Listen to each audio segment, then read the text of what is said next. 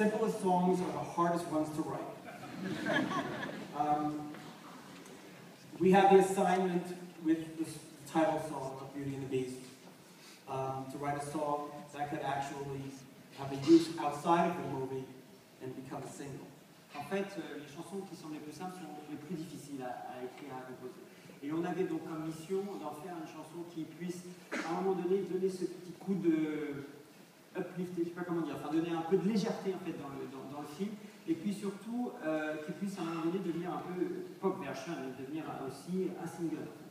And that was the first for Howard and for me. Et c'était la première fois pour Howard et moi qu'on devait créer une chanson de style. You know, with Little Mermaid, we tried to Kiss the Girl, but it really wasn't a single. Oui, en fait, dans Little Mermaid, on a fait Kiss the Girl, qui en français s'appelle Embrasse-la, mais ça n'a pas vraiment fonctionné pour être un single. With Little Shop of Horrors, there was a thought to take Suddenly Seymour, turn it into Suddenly Someone. That didn't work. Donc dans la petite boutique des horreurs, il y avait cette chanson Suddenly Seymour dont on a fait changer le titre pour une version single qui s'appelait Suddenly Someone. They were conceived as theater songs exclusively. Et en fait, elles étaient conçues vraiment pour des chansons de théâtre exclusivement. But Beauty and the Beast was conceived to be a song under a montage that could express the emotion of the movie, the entire theme of the movie, and really have a life of its own. Oui, donc c'est vraiment une chanson qui a été conçue pour le film, mais en même temps qui puisse donner ce moment un peu plus de légèreté et qui puisse aussi être la chanson symbole du film, vraiment. Alors, ce soir, évidemment, on a une surprise pour vous.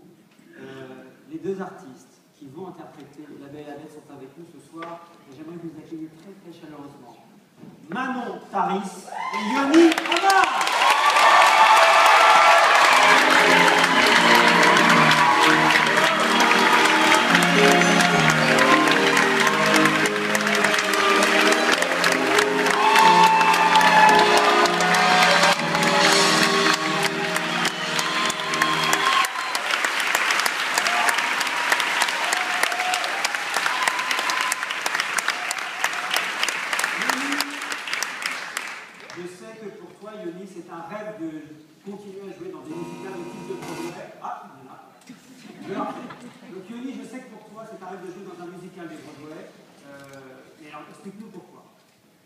Depuis que j'ai mis les pieds sur scène dans ce genre de spectacle-là, ça m'a tellement transporté dans d'autres univers que voilà, je ne pouvais pas concevoir ma vie sans la scène, et notamment sans la comédie musicale. Pourquoi? Parce qu'on ne se contente pas d'une seule forme d'expression scénique, mais de tout ce qui est possible, imaginable, pour créer une émotion, la partager avec le public et la créer à l'intérieur de nous-mêmes. C'est quoi? C'est le chant, la danse, la comédie? Voilà. L'acrobatie, que sais-je encore, tout est possible. Enfin, ce qui est intéressant notamment dans la comédie musicale, c'est qu'il y a tout à créer. Vous parliez tout à l'heure de la pyrotechnie. Donc voilà, on crée des choses et après elles se répercutent, on en crée d'autres en permanence, c'est que de la création. Alors moi je pense création, je pense audition, parce qu'à un moment donné il faut bien vous recruter, vous choisir parmi des milliers, en fait les 3000 postulants pour la Belle. Donc comment se sont passées ces auditions? Alors, justement, j'ai une anecdote. Le directeur de casting m'a appelé pour que je fasse l'audition, et il me dit, Yoni, il faut absolument que tu viennes passer l'audition pour le rôle de Gaston. Ah, super, évidemment, on va pas dire, on ne dit pas non, on vient le casting.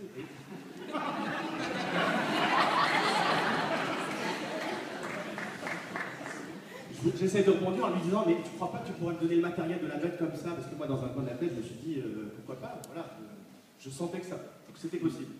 Donc, il me donne la bête, je viens en faisant l'audition pour la bête et Gaston, il me dit super, tu reviens dans 2 jours, tu refais la bête, Gaston, lumière. Je suis revenu en travaillant encore le matériel, et ça a duré, puis au fur et à mesure, ça s'est affiné, et on m'a dit voilà, tu es on te garde pour la bête. Donc, et voilà, je crois 10 ou 12 tours d'audition. Ah, quand même. On a fini par me dire allez, ok, c'est bon. Alors, félicitations. Manon, je sais que tu adores les chansons américaines, enfin la musique de Mannequin. Par-dessus tout, oui. Alors pourquoi? Parce que c'est une musique extrêmement théâtrale. Et que quand on entend une musique américaine, on a les images qui vont avec. Ça fait rêver. Elles ont chacune leur univers, chacune le décor qui va autour. Et je pense que c'est important d'avoir des chansons comme ça dans notre répertoire. Alors, Belle, c'est un personnage mythique. pour beaucoup d'artistes connus d'ailleurs qui ont joué à Broadway. Mais je crois qu'il y a une histoire particulière avec ces personnages de ce spectacle. Ben oui, et pas des moindres, puisque en 98, j'avais 10 ans, et se jouait à Londres pour la première fois, La Belle et la Bête. Et ma maman m'a fait ce beau cadeau que de m'amener à Londres voir ce musical. Et je me souviens très bien que quand je suis sortie, je me suis dit, bon ben voilà, ça y est, je sais ce que je veux faire. Plus tard, je vais être belle. Voilà, le reste sera réalisé. Donc, vraiment, bravo à tous les deux.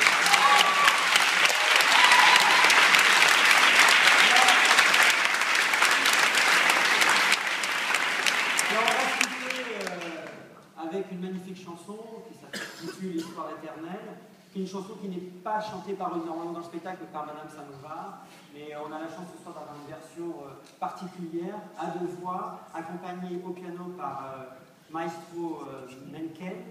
Avant ça, j'aimerais adresser les remerciements au nom de toutes les équipes de Stage Entertainment, tout d'abord à la salle de Beau et à son équipe, à l'équipe technique ce soir qui est dirigée d'une main de maître par Jean-Marc Hainaut, à Ratan Javery qui a assuré la supervision musicale.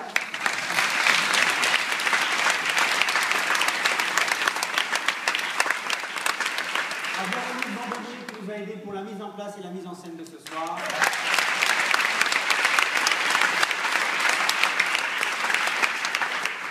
Bien évidemment, nos partenaires, le Walt Disney Company France et Disney Theatrical Group.